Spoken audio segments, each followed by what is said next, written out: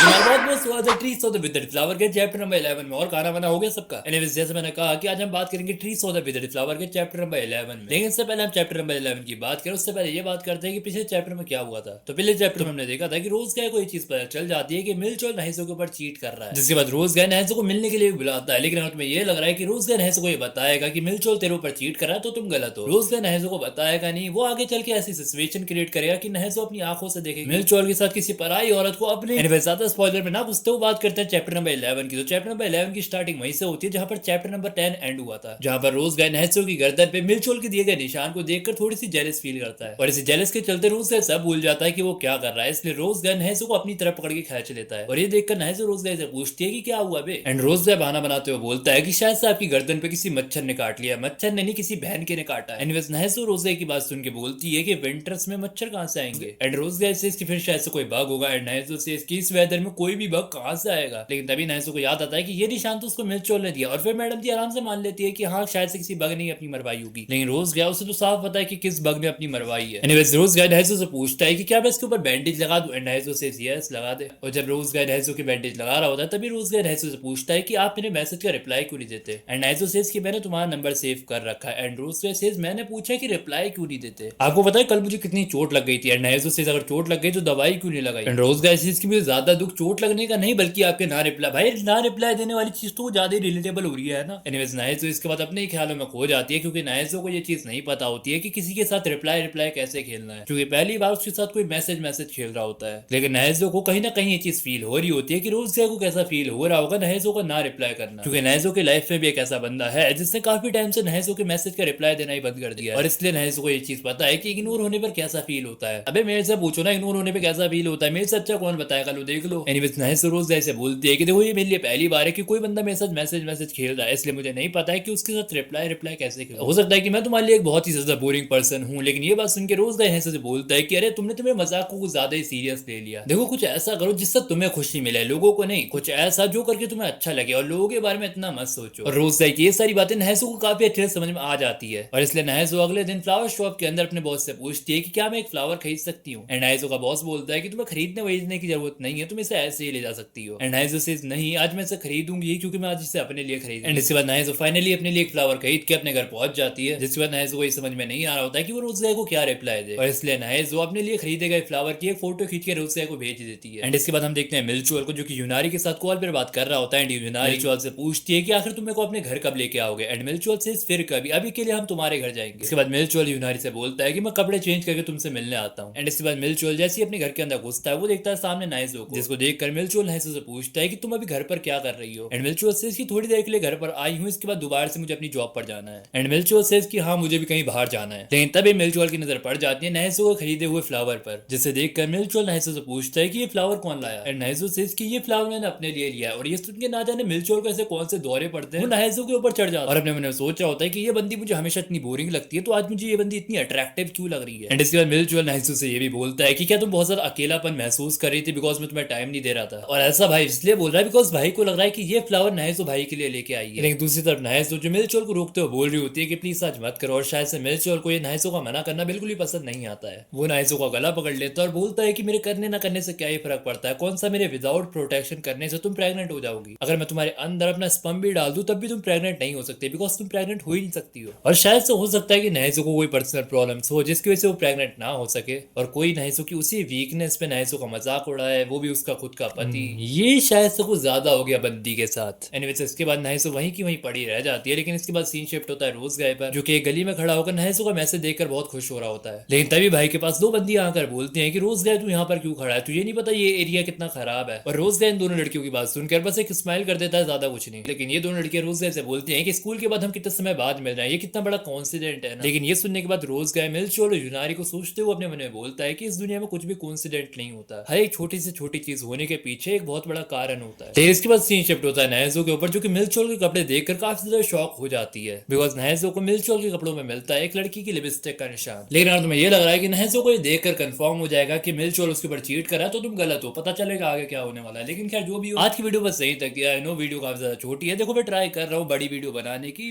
देखते हैं आगे चल के क्या होगा। जो भी हो, अगर तुम्हें वीडियो पसंद आई है तो वीडियो को लाइक करो, चैनल को सब्सक्राइब करो। तब तक के लिए मैं चला खाना ठीक से खाना।